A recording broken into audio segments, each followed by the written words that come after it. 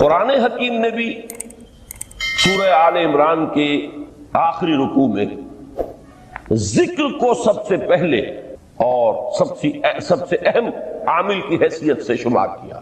چنانچہ اس کی پہلی آیت جو ہے سورہ آل عمران کے آخری رکوع کی، اس میں تو وہی مضمون جو میں بیان کر چکا وہ آیا ہے. ان فی خلق السماوات والارض واختلاف اللیل والنہار لآیات لأولی الالباب، یقیناً آسمانوں اور زمین کی تخلیق میں اور دن اور رات کے الٹ پھیر میں نشانیاں ہیں ہوش مندوں کے لیے. ان کے ذریعے سے انسانی شعور کے اندر وہ معرفت رب اجاگر ہوگی. وہ پہلا مرحلہ اس نے طے کر لیا، وہ ڈورمنٹ معرفت اب ایکٹیویٹ ہو گئی. اب مزید فکر کا مرحلہ ہے جو اگلی آیت میں آیا ہے، الذین یذکرون اللہ قیاما وقعودا وعلی جنوبہم ویتفکرون فی خلق السماوات والارض ربنا ما خلقت ھذا باطلا سبحانک فقنا عذاب النار. یعنی تفکر جو ہے ویتفکرون فی خلق السماوات والارض، وہ تفکر کرتے ہیں، غور و فکر کرتے ہیں آسمان اور زمین کی تخلیق میں، لیکن اس تفکر کے ساتھ لازماً ذکر اور ذکر مدام، ذکر بھی وہ کہ جو مستقل ہو، ہر حالت میں ہو.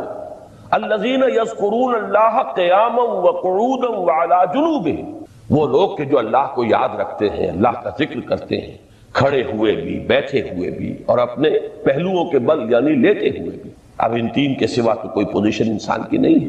اسی کا نام ہے دوام ذکر. اور اس کے ساتھ اگر وہ تفکر کرتے ہیں تو ان کا فکر اگلی منزل تک پہنچتا ہے.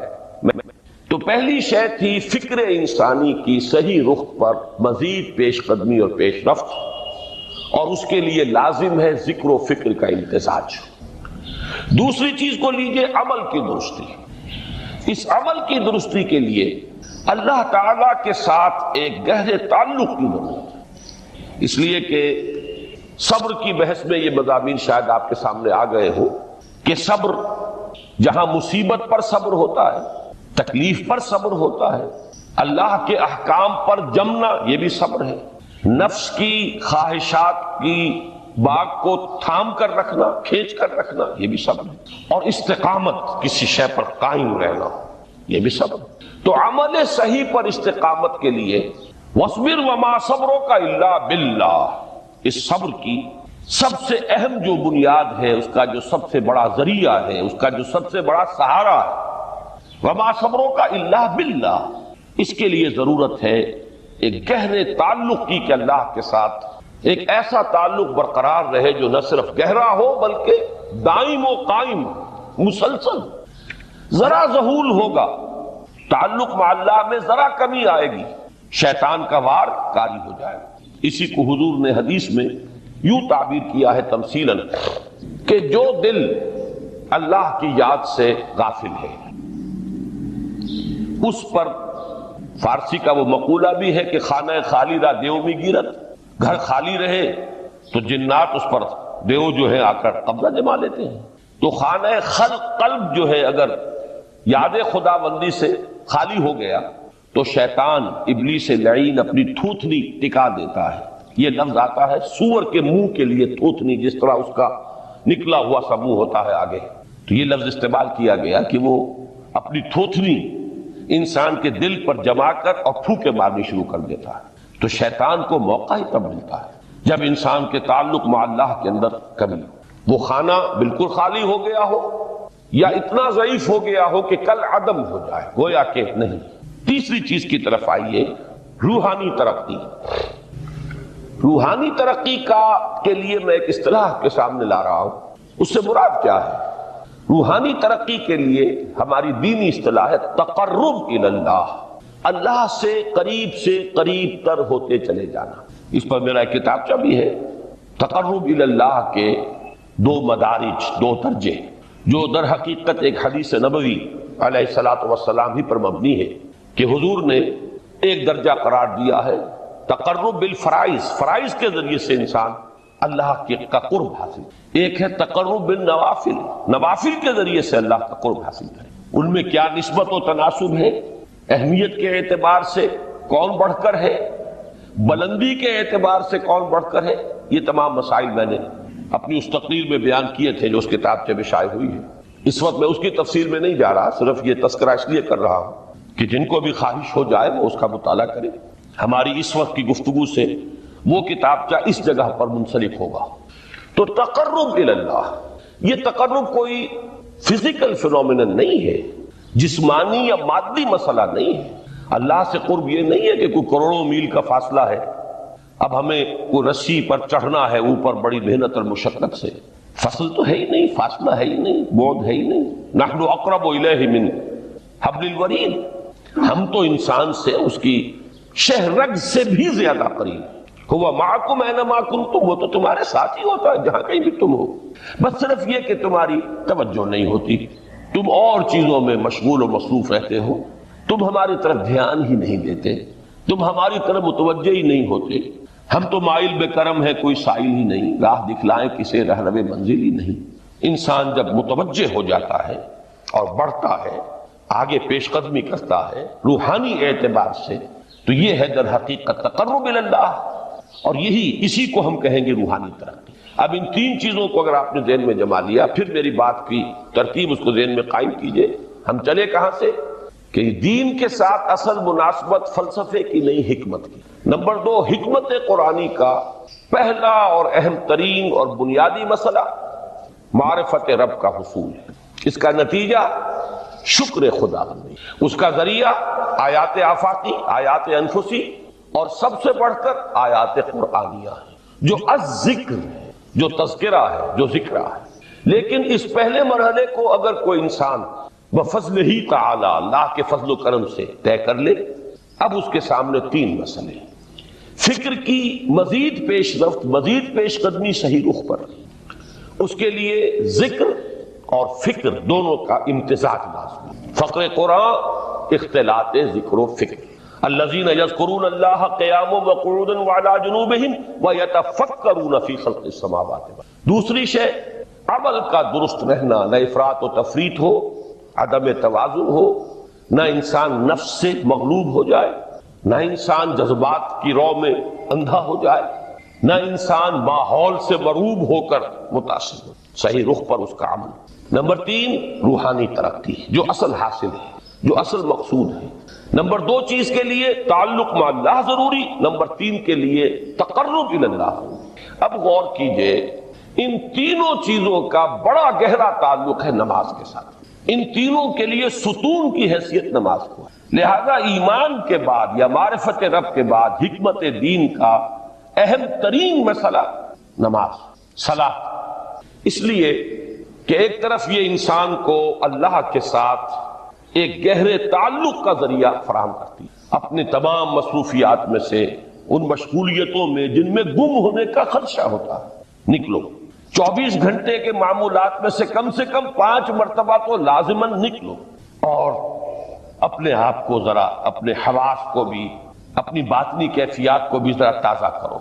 اگر کوئی گندگی، نجاست، کسی طرح کی ناپاکی کا کوئی معاملہ ہے، طہارت حاصل کرو۔ طہارت سے تمہارے اندر روح کو بھی بالیدگی ہوگی، تمہارے حواس بھی تازہ ہوں گے، تم گویا کہ بحیثیت کل تمہاری ہستی چاق و چوبند ہو جائے گی۔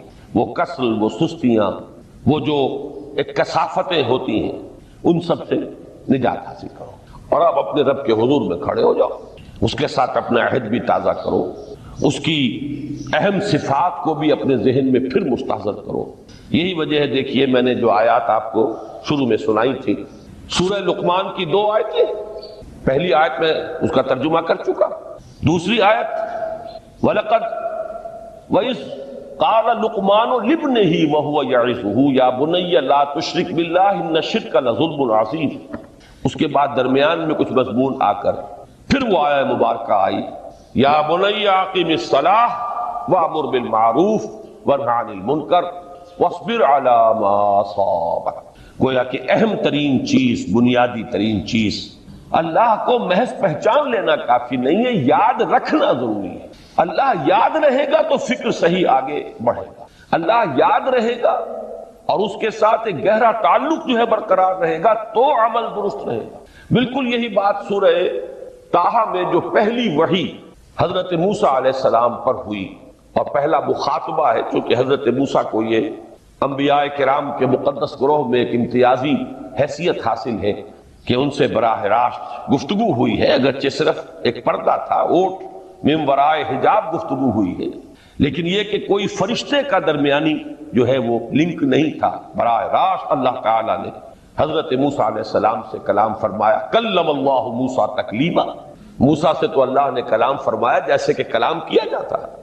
تو پہلا مخاطبہ ہے، یہ پہلا مکالمہ ہے، پہلی وحی کہیے، اسی میں یہ الفاظ بھی موجود ہیں، اننی انا اللہ لا الہ الا انا فاعبدنی واقم الصلاۃ لذکری۔ یہ گویا کہ حکمت قرآنی کا ایک بہت بڑا خزانہ ہے یہ آیت مبارکہ، کہ خود حضرت موسیٰ علیہ السلام کو جو ہدایت دی جا رہی ہے، میں ہوں، میں اللہ، اننی انا اللہ لا الہ الا انا، میرے سوا کوئی معبود نہیں، فاعبدنی، بس میری بندگی، میری عبادت، میری پرستش، میری محبت، اس کو اختیار کرو۔ وَأَقِمِ الصَّلَاةَ لِذِكْرِي، اور نماز کو قائم رکھو میری یاد کے لیے۔ بلکہ اسی سلسلہ کلام میں آگے چل کر سورہ طٰہٰ میں آتا ہے، کافی گفت و شنید کے بعد جب حضرت موسیٰ نے کچھ معذرت بھی کی، کچھ دعائیں بھی کی، اللہ نے ایک دعا قبول بھی کی کہ ان کے بھائی کو بھی شریک کر دیا، حضرت ہارون کو بھی۔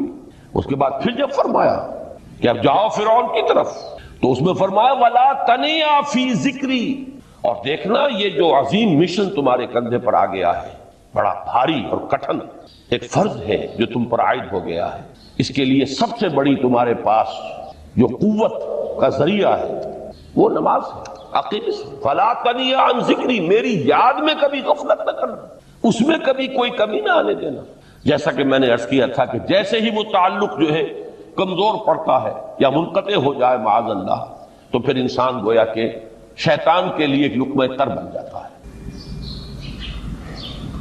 اب آپ غور کیجئے، تیسری شے تقرب الی اللہ، اس کے حوالے سے بھی جو فرائض اور نوافل کی بات ہے اس کو اس وقت ذہن سے نکال کر یہ سمجھیے کہ اس میں نماز کا کیا مقام ہے، اس لیے کہ نماز فرض بھی ہے، نماز نفل بھی ہے، وہ تو دونوں میں شریک ہو جائے۔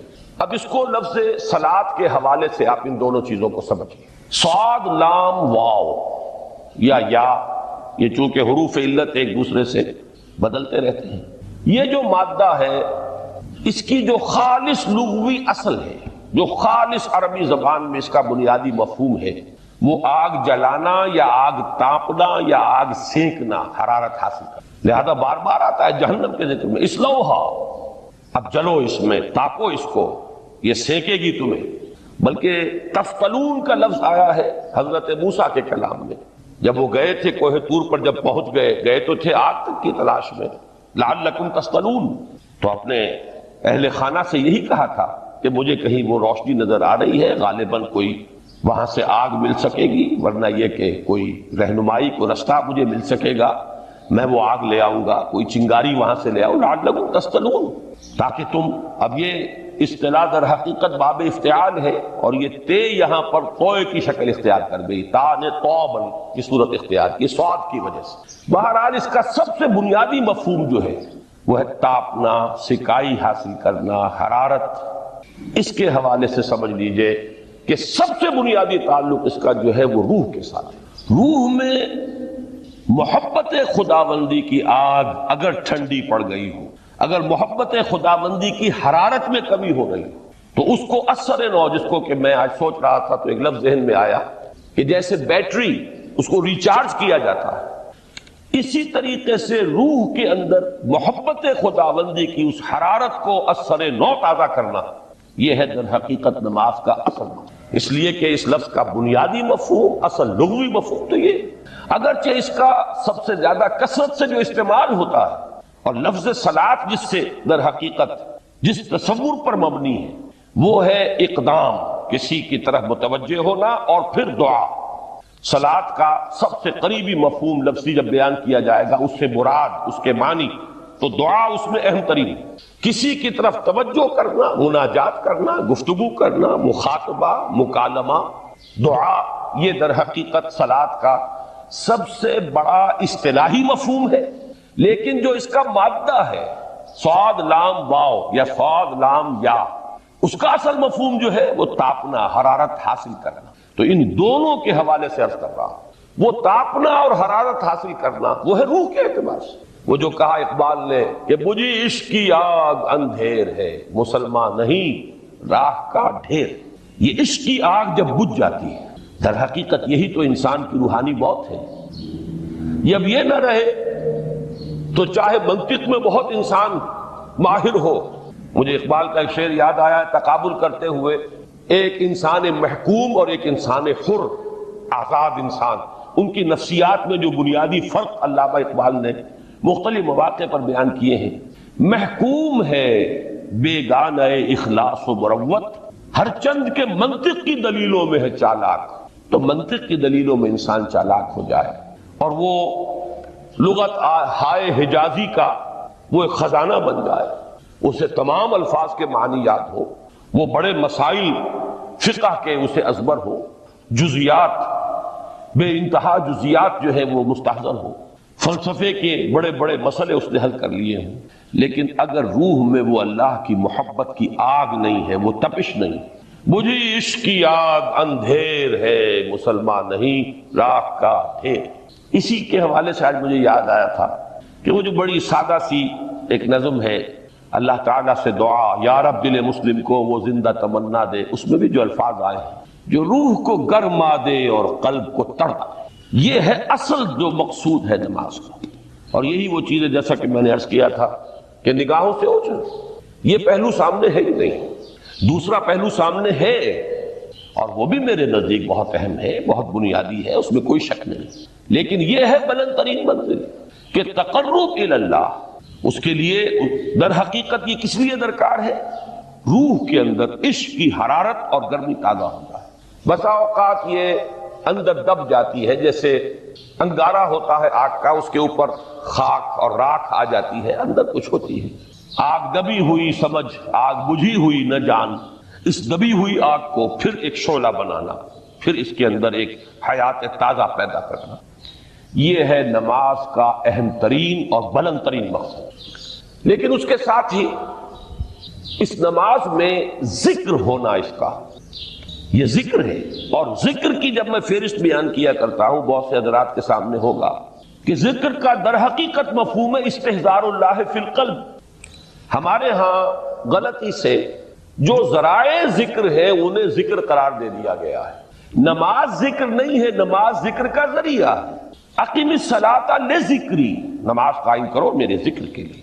یہ اللہ اللہ کہنا یا ادعیہ معصورہ جو حضور صلی اللہ علیہ وسلم کی مصنون دعائیں ہیں، انہیں اپنے تمام معمولات دنیاوی کے ساتھ ساتھ ان دعاؤں کو بھی انسان پڑھتا رہے، اللہ سے دعا کرتا رہے، یہ تمام ذرائع ذکر ہیں. سبحان اللہ الحمدللہ الحمدللہ، اس کا آپ ورد کیجئے، یہ بھی ذریعہ ذکر ہے.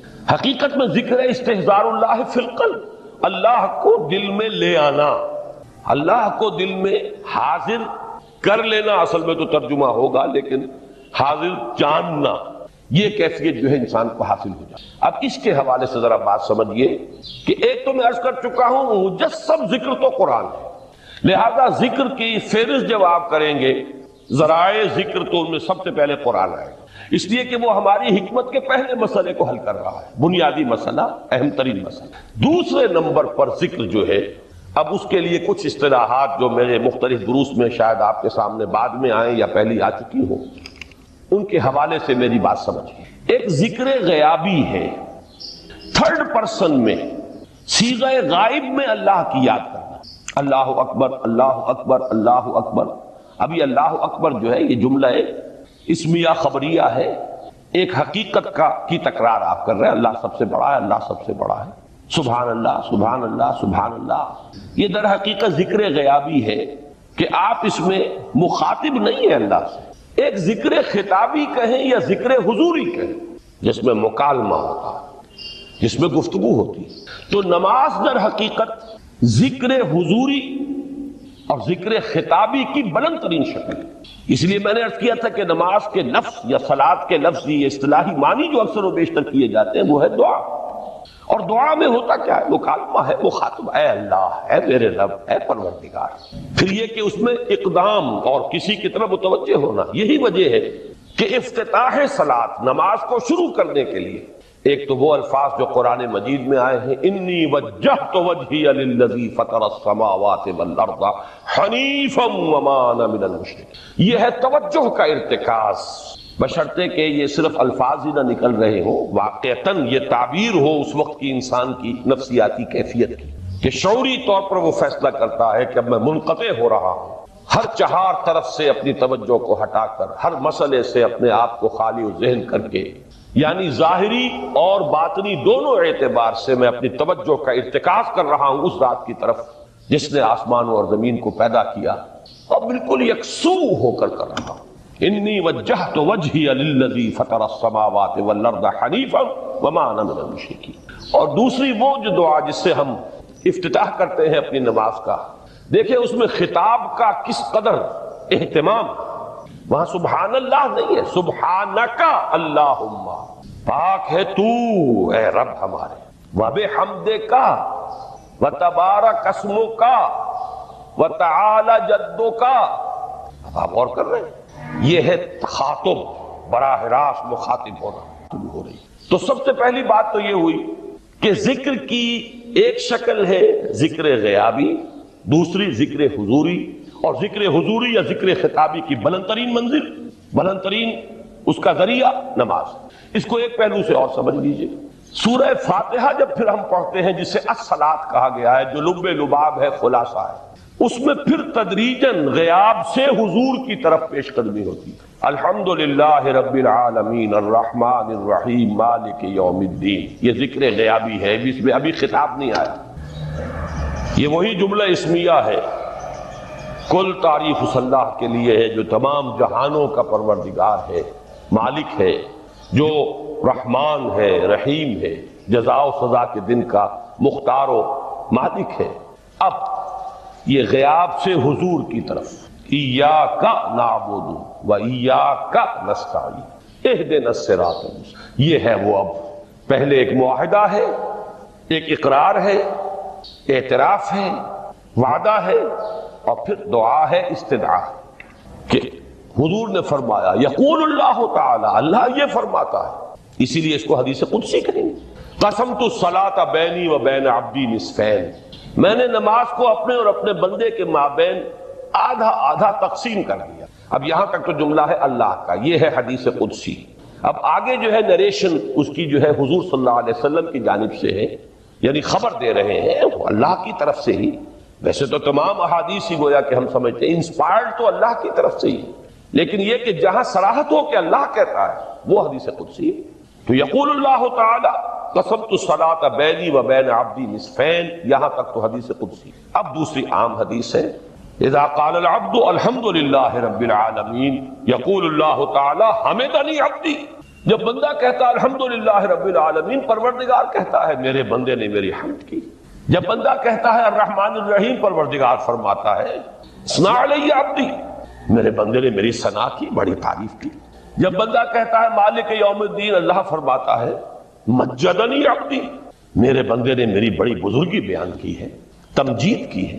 پھر جب بندہ کہتا ہے ایاک نعبد و ایاک نستعین، اللہ فرماتا ہے ھذا ما بینی و بین عبدی ولعبدی ما سأل، یہ ہے میرے اور میرے بندے کے درمیان۔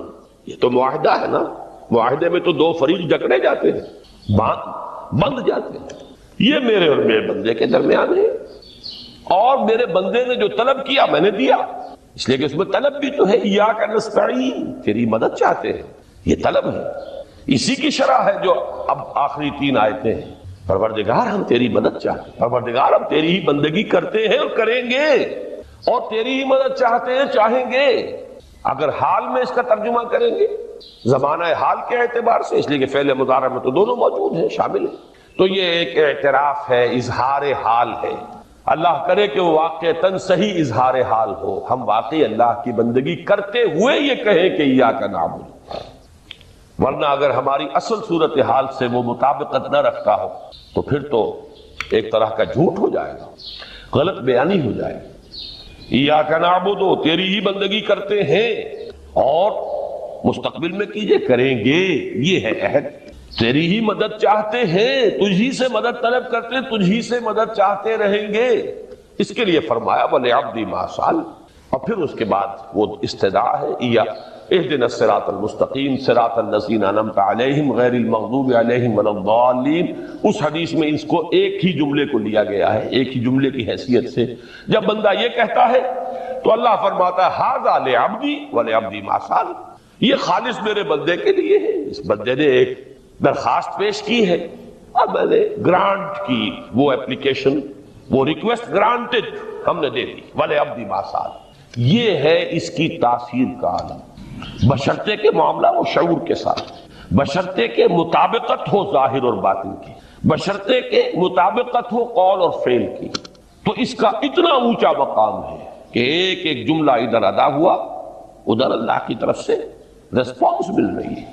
कोई इबादत अगर दिखावे के लिए की जाए वो शिर्क, ये शिर्क खफी। माल की मोहब्बत का शिर्क भी शिर्क खफी, नफ्स की इताअत का शिर्क भी शिर्क खफी, और ये सबसे खफी शिर्क है। हुजूर ने फरमाया सल्लल्लाहु अलैहि वसल्लम, मन सल्ला युराई फकद अशरका वमन सामा युराई फकद अशरका वमन तसद्दका युराई फकद अशरका। जिसने दिखाने के लिए नमाज पढ़ी उसने शिर्क कर ली, जिसने दिखावे के लिए रोजा रखा उसने, जिसने दिखावे के लिए खैरात की, सदकात दिए, वो शिर्क कर। कद अशरका, ये अरबी के मिजाज से वाकफियत हो, फेले माजी पर कद जो है तो वो परफेक्ट टेंस बन जाता, कर चुका, वो शिर्क में मुलव्विस हो चुका।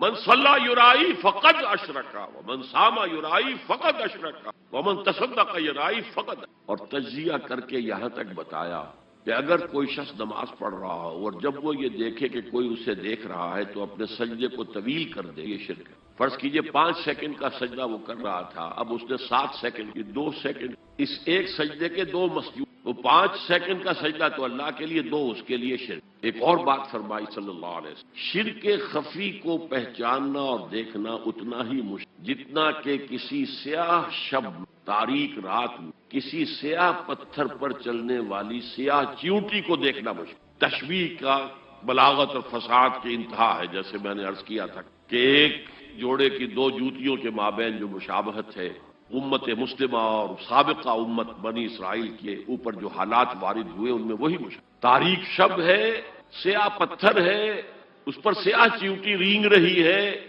जितना उसको देखना मुश्किल है उतना ही शिर्क खफी को पहचान। किधर किधर से आप पर हमलावर हो जाएगा, किधर किधर से आकर आपकी इबादत में, आपकी तौहीद में नकब लगाएगा, इसका आपको बड़ा मुश्किल, बहुत ज्यादा चौकस रहने की। और इसका इलाज बताया गया है खास तौर पर इबादत के जिम्मे कि कुछ न कुछ इबादत नफल भी की जाए और नफल इबादत इस तौर से की जाए कि किसी को पता नहीं। अब हमारा हाल ये हो गया है कि सारी, अगर कोई ईशा की 17 रकतें पढ़ता है, सबकी सब मस्जिद में पढ़ता। हालांकि सहाबा के दौर में मस्जिद थी फराइज की, बाकी जाकर नमाज घर में पढ़ोगे वो अफजल है।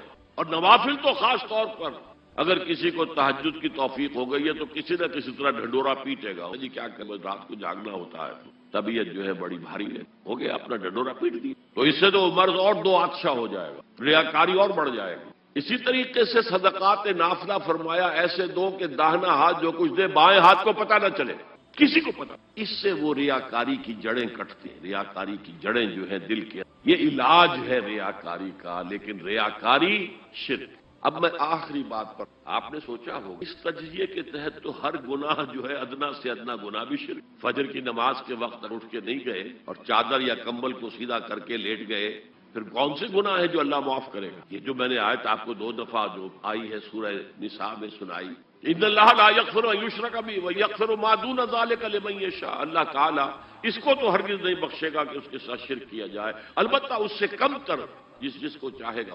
तो जान लीजिए ये जो बारीक तज्जिया मैंने करके बताया है ये अपनी जगह 100% दुरुस्त, लेकिन इनमें जो ये चीजें हैं, कोई कोताही हो गई, कोई गुनाह हो गया, कोई शरीयत की मुखालफत हो गई, नफ्स के किसी उस वक्त के दबाव में आकर ये गुनाह शुमार हो, अगर ये आपकी तबीयत सानिया ना बन, अगर ये आपकी सेकंड नेचर बन गए तो एक गुनाह भी सारी तबाही लाने के लिए काफी है। अगर आपने डेरे डाल दिए, गलती हो गई, माफी मांगो, तौबा करो, इस्तिग़फ़ार करो। नहीं करोगे تو پھر ایک گناہ پر بھی دوام اگر ہو گیا اور اس گناہ نے ایک نے بھی تمہارا احاطہ کر لیا تو وہ جہنم میں خلود کی وعید قرآن. بلا من کسب سیئۃ وَأَحَاطَتْ بِهِ خَطِيئَتُهُ فَأُولَٰئِكَ أَصْحَابُ النَّارِ هُمْ فِيهَا خَالِدُونَ. کیوں نہیں جس نے کوئی ایک بھی بڑا گناہ، چھوٹا نہیں، یہ چھوٹے چھوٹے گناہ جو ہوتے رہتے ہیں، گناہ کبیرہ لمم جن کو کہا گیا ہے، اس کی اللہ تعالیٰ کے ہاں پکڑ نہیں ہے، بلکہ وضو کرتے ہیں تو ہاتھوں اس طرح کے گناہ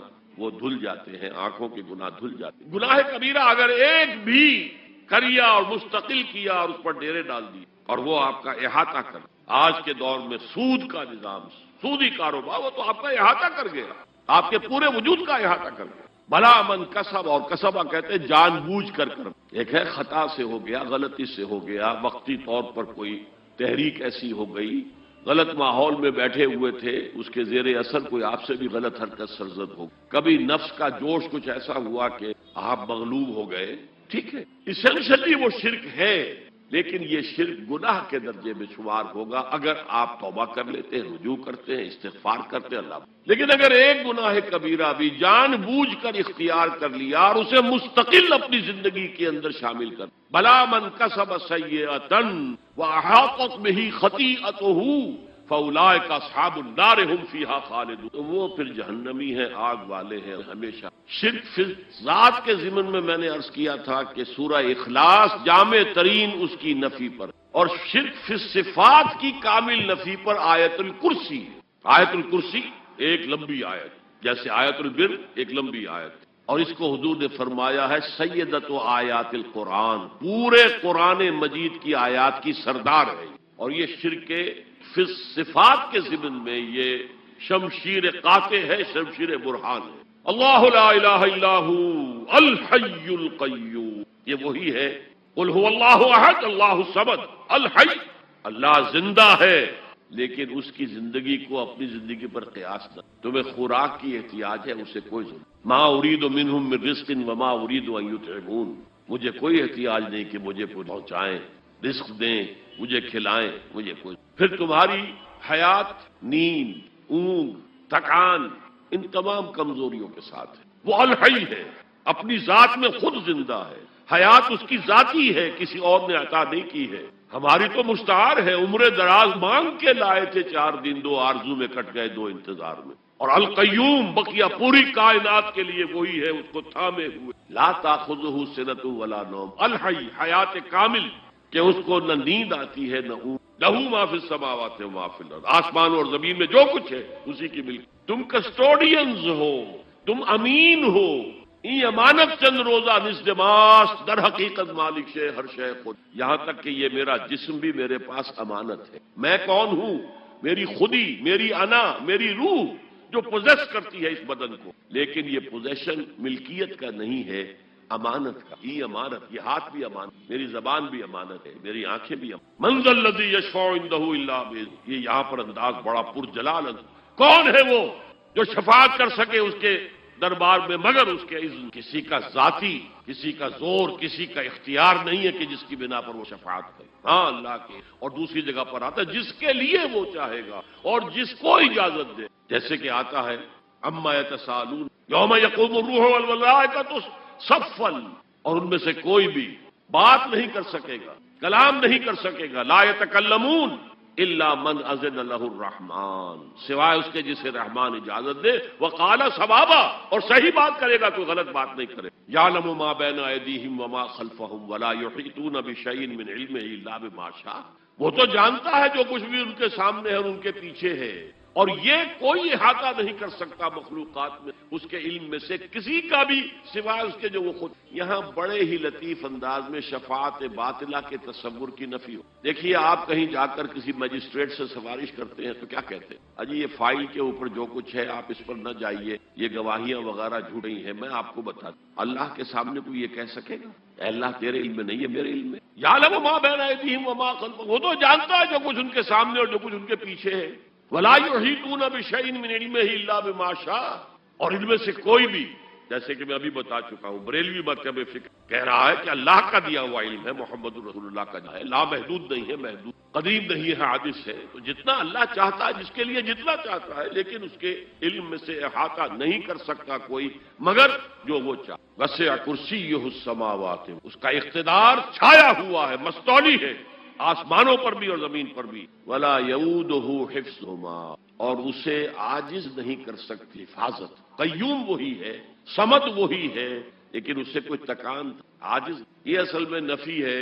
جو تورات حافظے سے مرتب کی گئی تھی، 587 میں نبوکڈنضر کا جو حملہ ہوا تھا، اس میں اصل تورات گم ہو گئی۔ اس وقت سے آج تک وہ اصل تورات ان کے پاس پیریڈ آف کیپٹیوٹی سے واپس آئے ہیں بیت المقدس میں، سائرس کے لطف و کرم کی وجہ سے، ذوالقرنین کے لطف و کرم کی وجہ سے، پھر یادداشتوں سے لوگوں نے وہ تورات مڑی ہے، تو اس میں انسانی فکر شامل ہوگی۔ لہذا وہاں یہ لکھا ہے اللہ نے 6 دنوں میں آسمان اور زمین پیدا کیے اور 7ویں دن آرام کیا، یعنی کوئی تکان لائق ہو۔ قرآن نے کہا، اللہ تعالیٰ نے فرمایا سورہ قاف میں، وَلَقَدْ خَلَقْنَا السَّمَاوَاتِ وَالْأَرْضَ وَمَا بَيْنَهُمَا فِي 6 أَيَّامٍ وَمَا مَسَّنَا مِن لُغُوبٍ، یقیناً ہم نے آسمان اور زمین اور جو کچھ ان دونوں کے مابین ہے انہیں 6 ہی دنوں میں پیدا کیا۔ وہ بات ٹھیک ہے، لیکن ہمیں کوئی تکان لائق نہیں ہوئی کہ ہمیں کسی آرام کی۔ لا یؤودہ حفظہما وہو العلی العظیم، العلی وہی ہے سب سے بلند و بالا، لتکون کلمۃ اللہ ہی العلیٰ،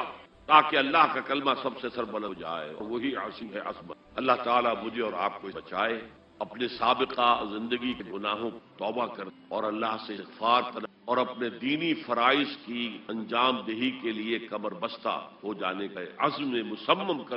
اقول قولی ھذا واستغفر اللہ لی ولکم ولسائر